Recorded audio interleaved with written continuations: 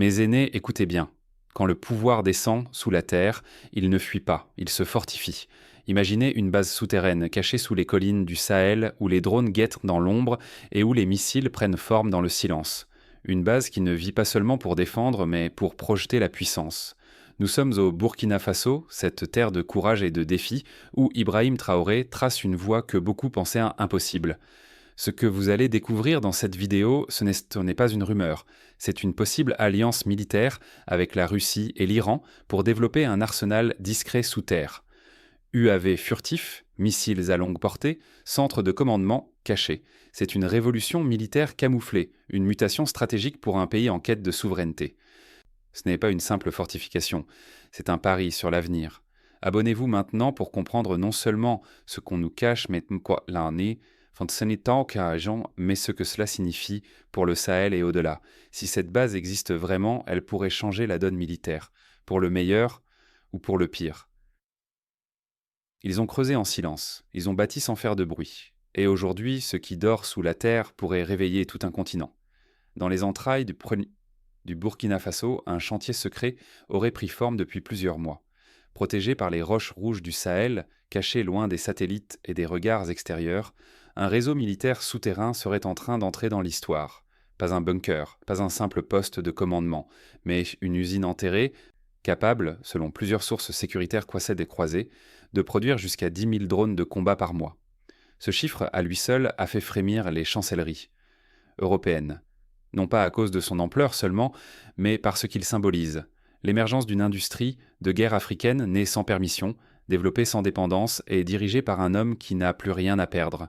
Ce projet serait supervisé directement par le capitaine Ibrahim Traoré, avec l'appui de spécialistes venus de Russie et d'Iran, deux puissances qui ont depuis longtemps appris à survivre hors des circuits occidentaux. On parle ici d'un échange de savoir-faire. Les Burkinabés apporteraient sans la volonté, les Russes la logistique militaire enterrée, les Iraniens leur expérience des drones abordables et redoutables. Ensemble, ils construiraient une arme nouvelle, non pas une bombe, mais une nuée. Ces drones, selon des notes techniques fuitées, seraient conçus pour voler loin, haut, longtemps, jusqu'à 12 heures d'autonomie, avec un rayon d'action de plus de 1000 km. Capables de porter de petites charges explosives, de surveiller des frontières entières, de frapper en essaim ou de neutraliser un campement en pleine nuit. Pas des jouets, mais des outils de guerre asymétriques faits pour durer, produits en masse, sacrifiables, mais intelligents. Programmés pour voler seuls, en meute, pour saturer les radars, pour précéder les soldats sur le terrain ou frapper là où l'ennemi se croit invisible. Ce n'est pas seulement la production qui impressionne, mais l'écosystème entier imaginé sous terre, des lignes d'assemblage protégées par des portes blindées, des centres de calcul chargés d'entraîner les intelligences artificielles embarquées, des silos verticaux capables de libérer en quelques secondes un escadron vers le ciel. Le tout camouflé sous des collines sèches, là où personne ne penserait chercher une force aérienne. Pourquoi construire sous terre ? Parce que le ciel est devenu un piège. Parce que les satellites voient tout, que les frappes ne préviennent plus et que l'ennemi d'aujourd'hui attaque depuis l'espace numérique. Le sol, autrefois méprisé, devient bouclier. La profondeur devient stratégie. Ce qui est invisible est invulnérable, et ce qui est invulnérable peut enfin préparer l'avenir. La construction de cette base représenterait bien plus qu'un pari militaire. C'est un message, une déclaration silencieuse mais claire. Nous ne mendirons plus de sécurité, nous la construirons nous-mêmes. Pour le capitaine Traoré, cette base serait à la fois outil de défense, levier de dissuasion et symbole de rupture. Il ne s'agit plus d'attendre qu'on nous arme, mais de fabriquer nos propres ailes. Il ne s'agit plus de demander la paix, mais d'imposer le respect. Les anciens, eux, comprennent le silence de la terre. Ils savent que ce qu'on enfouit n'est pas perdu, mais préservé. Un vieil homme de Kaya aurait dit « Quand le ciel devient poison, c'est la terre qui nourrit nos armes ». Dans les rangs de l'armée burkinabé, certains parlent d'un cœur caché, d'un ventre du Sahel, là où se prépare une guerre différente, silencieuse, rapide, calculée, une guerre de précision, menée par des machines qui ne dorment pas, venues non pas d'Europe ou d'Amérique, mais du fond même de notre sol. Si cette base est réelle, et tout indique qu'elle l'est, elle ne changera pas seulement l'équilibre militaire au Burkina Faso. Elle pourrait redéfinir toute la doctrine stratégique de l'AES, Alliance des États du Sahel, en fournissant une puissance aérienne autonome, interopérable et prête à répondre à toute menace régionale. Mais une telle capacité ne passe pas inaperçue. Et déjà, à Paris, à Washington, à Bruxelles, des voix s'élèvent. des rapports circulent, des satellites réorientent leurs objectifs. Car ce n'est pas seulement l'Afrique qui se soulève, c'est l'idée que l'Afrique pourrait se défendre, seule. Mais si cette base existe réellement, jusqu'où l'Occident est-il prêt à aller pour empêcher qu'elle devienne opérationnelle ? Il n'a pas fallu longtemps. À peine les premières images satellitaires suspectes relayées, à peine les rumeurs de production massive de drones commençaient à circuler, les capitales occidentales ont réagi, avec inquiétude, avec colère et parfois avec panique. À Paris, à Bruxelles, à Londres, dans les couloirs discrets du pouvoir, les analystes ne cherchent pas à confirmer la base, mais à évaluer à quelle vitesse elle pourrait devenir une menace. Les rapports confidentiels parlent d'une capacité de frappe régionale hors contrôle, d'un centre de militarisation à la haute intensité, voire pour certains, d'un partenariat actif entre le Burkina Faso, la Russie et l'Iran, susceptible de déstabiliser l'Afrique de l'Ouest. Et dans les médias, la tempête a éclaté. Une pluie d'articles, de débats, de fausses informations et de spéculations. La presse occidentale s'alarme, parfois s'emballe. Le Figaro évoque un tournant inquiétant de la militarisation sahélienne. Le Guardian s'interroge. Peut-on laisser un régime instable produire des drones de combat sans contrôle ? CNN va plus loin. La présence iranienne en Afrique s'intensifie. Le Burkina Faso serait-il le prochain point chaud d'un conflit global ? Mais derrière les titres, la peur grandit d'un précédent. Car si un pays pauvre, isolé, sous sanctions, parvient à produire des milliers de drones sans aide occidentale, qu'en sera-t-il du reste du continent ? Ce n'est pas la puissance militaire seule qui dérange. C'est la souveraineté sans permission. Réaction diplomatique, pression feutrée, menaces voilées. La France demande des éclaircissements immédiats sur les activités militaires burkinabées. La Commission de l'Union européenne, dans un communiqué sec, s'inquiète de potentielles violations des équilibres stratégiques régionaux. Les États-Unis, plus prudents, disent suivre la situation de près. Des négociations discrètes s'engagent à travers les ambassades, les services de renseignement, les ONG. L'objectif, freiner, retarder, saboter, isoler. CEDAW, UA, ONU, embarras et prudence. Du côté africain, c'est le silence gêné. La CEDAW, affaiblie par les ruptures successives du Mali, du Niger et du Burkina, peine à réagir. L'Union africaine évoque le droit des États à la souveraineté sécuritaire, tout en appelant à la transparence militaire. Quant à l'ONU, elle envoie des signaux flous, préoccupations, risque d'escalade, importance du dialogue régional. Personne ne veut d'une guerre, mais tout le monde sent que la base existe, et que le feu couve sous la terre. Dans la diaspora africaine en France, admiration, inquiétude, fierté mêlée, à Paris, à Marseille, à Lyon, les communautés burkinabées, maliennes, nigériennes sont partagées. Certains s'inquiètent. Et si ça dérapait ? Et si la France coupait les aides ? Et si nos familles là-bas devenaient en cible ? Mais beaucoup, surtout les plus jeunes, parlent avec feu dans la voix. Enfin un dirigeant qui agit, enfin une armée qui ne tend pas la main mais qui lève le poing. Des anciens, eux, murmurant avec gravité « On n'a pas fui la guerre pour voir nos enfants la fabriquer à nouveau ». Mais dans leurs yeux, il y a aussi une lueur de respect. Car même ceux qui doutent ne peuvent nier quelque chose a changé. En réseaux sociaux, guerre de récits, duel de récits. Sur Twitter, Facebook, WhatsApp, les opinions s'affrontent. Certains dénoncent un danger pour la paix régionale. D'autres acclament un nouveau Thomas Sankara technologique. Des images de drones prétendument burkinabés circulent, parfois fausses, parfois floues, souvent exagérées. Mais le message passe. Le Burkina Faso n'est plus perçu comme faible. Il fait peur ou il inspire, mais il ne laisse plus indifférent, un moment de bascule émotionnelle. Il ne s'agit plus seulement d'armes, il s'agit de symboles. Une base souterraine, des drones faits maison, une alliance entre pays bannis, c'est la fin de l'innocence géopolitique. Et dans les rues de Ouagadougou, les murs commencent à porter des slogans. Le ciel est à nous. On ne se cache pas, on se prépare. Le silence de la terre vaut mieux que le bruit des chaînes. Mais alors, jusqu'où ira l'Occident pour contenir ce qu'il n'a pas vu venir ? Et le peuple africain, lui, est-il prêt à défendre cette souveraineté nouvelle, même face au chaos ? On ne défie pas un ordre établi sans en payer le prix. Et quand on forge sa propre arme dans l'ombre, il faut s'attendre à ce que la lumière devienne brûlante. Depuis la révélation de la base souterraine et la rumeur persistante de 10 000 drones produits chaque mois, le Burkina Faso est entré dans une nouvelle ère, celle où chaque action engendre une réaction. Chaque victoire appelle une riposte. Sanctions économiques, première pression visible. La première conséquence ne fut pas militaire, mais monétaire. Certains programmes d'aide internationale, déjà fragiles, furent suspendus. Des fonds promis pour l'agriculture ou la santé furent subitement gelés. La Banque mondiale évoqua des inquiétudes sur les priorités stratégiques du gouvernement burkinabé. L'Union européenne, dans un communiqué à peine voilé, conditionna toute future aide au respect des équilibres régionaux. Dans les marchés de Bobo-Dioulasso ou de Ouagadougou, les prix du carburant, des céréales, des médicaments ont commencé à grimper. Les mamans dans les quartiers des populaires le sentent avant tout le monde. Quand on prépare la guerre, c'est la marmite qui trinque. Mais dans ce même souffle, certains répondent: si l'indépendance coûte cher, l'humiliation coûte plus encore. Menaces militaires indirectes, sabotage, infiltration, déstabilisation. Les drones burkinabés n'ont pas encore quitté leur nid que déjà des interférences ont été signalées sur certaines fréquences militaires, des communications brouillées, des drones détournés, des sabotages de matériel. L'ennemi, invisible mais présent, cherche à ralentir la bête avant qu'elle ne déploie ses ailes. Plus grave encore, les services de renseignement locaux auraient intercepté des messages cryptés indiquant des tentatives de recruter des agents à l'intérieur même du programme souterrain. Quand on bâtit sous terre, on doit aussi apprendre à se défendre de ceux qui veulent y glisser du poison.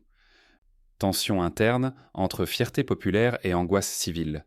Dans les rues, la fierté était réelle. Mais l'angoisse l'est aussi. Certains se demandent à quoi bon des drones si nos enfants n'ont pas de médicaments. D'autres répondent: et à quoi bon des médicaments si demain un missile tombe sur l'hôpital? Le débat traverse les familles, les marchés, les mosquées. Même dans l'armée, des voix s'élèvent. Certains officiers redoutent un isolement stratégique.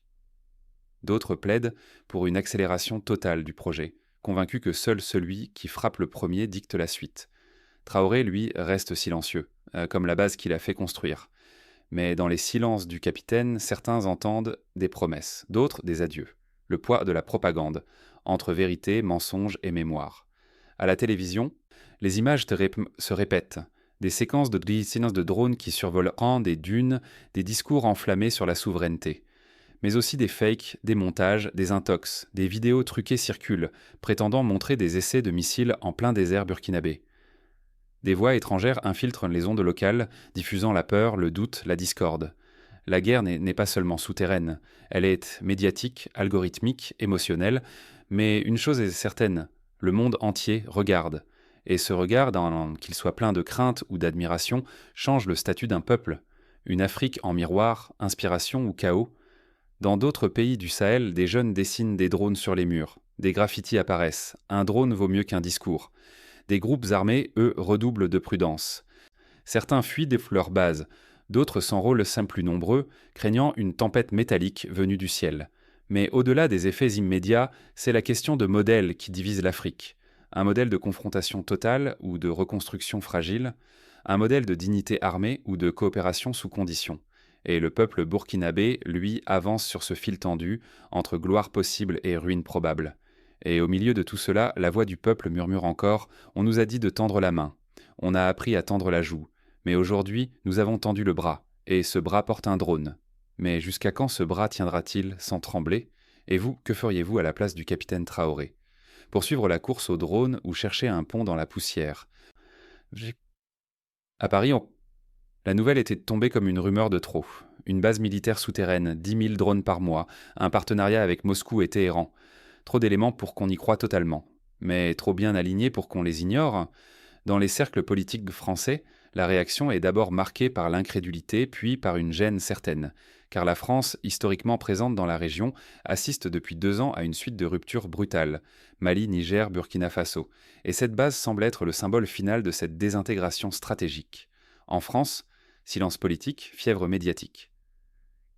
Les responsables gouvernementaux gardent le silence, évitant tout commentaire officiel. Mais dans les médias, le ton est à moins mesuré. Certains analystes parlent de projets dangereux, d'autres de provocations orchestrées par des puissances rivales. Certains même évoquent un complexe militaro-messianique autour du capitaine Traoré. Dans les talk-shows, les images sont réutilisées, surinterprétées, parfois détournées. On demande: peut-on encore faire confiance à ces pays qui basculent hors du cadre démocratique occidental? Mais personne ne pose la vraie question. Et si ces pays ne voulaient plus du cadre, justement, diaspora africaine en Europe, une fracture identitaire. Chez les diasporas africaines en France, en Belgique, en Suisse, la réaction est ambivalente. Les plus âgés, marqués par les souvenirs de guerre, s'inquiètent. On joue avec le feu, et nos enfants vivront dans les cendres. Les plus jeunes, eux, expriment un mélange de fierté et de défi. Traoré ose, il fait ce que d'autres n'ont même pas rêvé. Sur les réseaux sociaux, les mots sont tranchants. Un drone de Ouaga vaut mieux qu'un discours de l'Élysée. Ils ont les avions, on a la foi. C'est une fracture générationnelle, mais aussi une fracture géopolitique des imaginaires. La jeunesse veut des héros, et elle les cherche, même sous terre. Dans le Sud global, respect discret, attention silencieuse. En Amérique latine, en Asie du Sud, dans certaines régions du Moyen-Orient, le cas du Burkina Faso est suivi avec intérêt. On y voit le courage d'un petit pays, le retour d'un langage politique basé sur la souveraineté, la dignité, l'action directe. Des commentateurs indiens, brésiliens, algériens y voient une nouvelle forme de non-alignement, actif, où le Sud ne se contente plus de survivre, mais de construire sa propre puissance.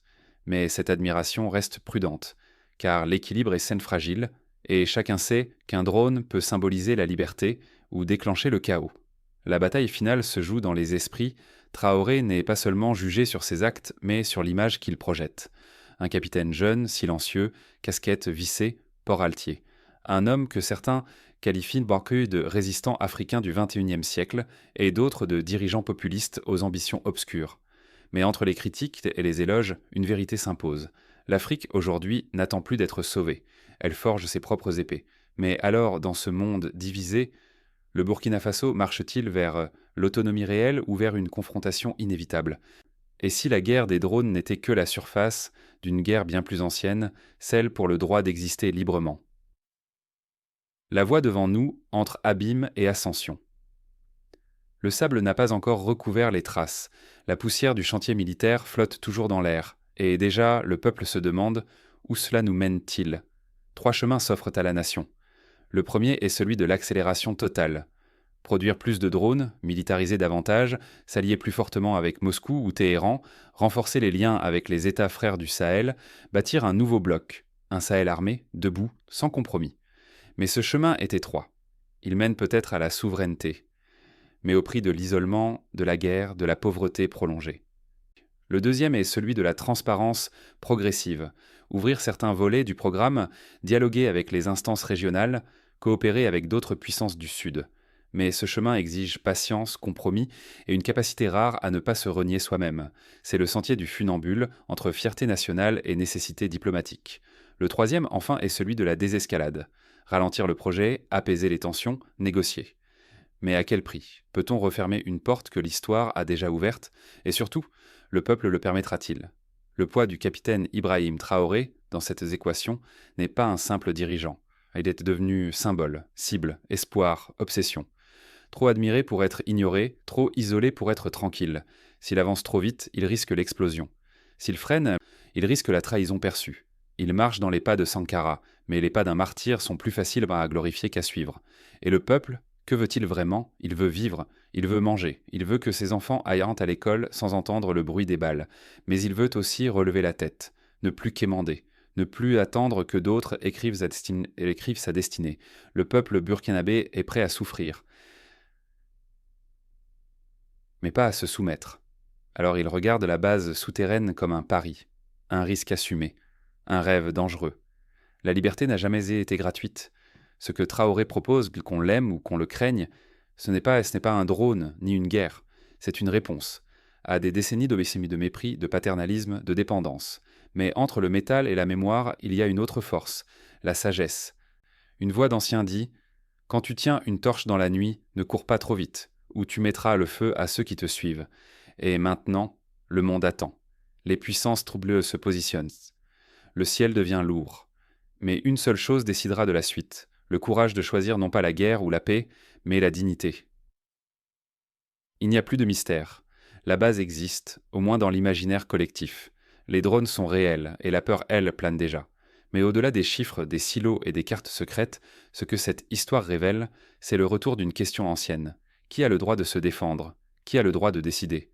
Pendant des décennies, l'Afrique tant qu'était invitée à patienter, à s'aligner, à copier. Aujourd'hui, un homme, un pays, un peuple choisit une autre voie.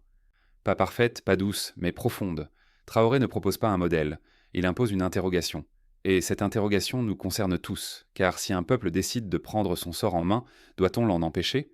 Doit-on le punir? Ou doit-on l'écouter? Burkina Faso n'est pas seul, autour de lui des regards s'ouvrent, des peuples s'éveillent. Pas pour faire la guerre, mais pour dire « nous existons, nous bâtissons. Nous ne sommes donc plus une terre d'observation. Nous sommes un peuple d'action. » Alors maintenant, à vous, les anciens, les jeunes et les exilés, les enracinés. Si vous étiez à la place de Traoré, que feriez-vous? Laisseriez-vous la base respirer sous la terre ou l'ouvrir au monde? Choisiriez-vous la prudence ou l'audace? Laissez votre réponse en commentaire. Votre voix compte. Votre expérience éclaire. Et votre mémoire, surtout, est le seul antidote contre la répétition des erreurs. Abonnez-vous, car ce n'est pas la fin, ce n'est que le début. D'autres vérités vous attendent, d'autres récits enfouis, et ensemble nous ne commenterons pas l'histoire, nous la redresserons.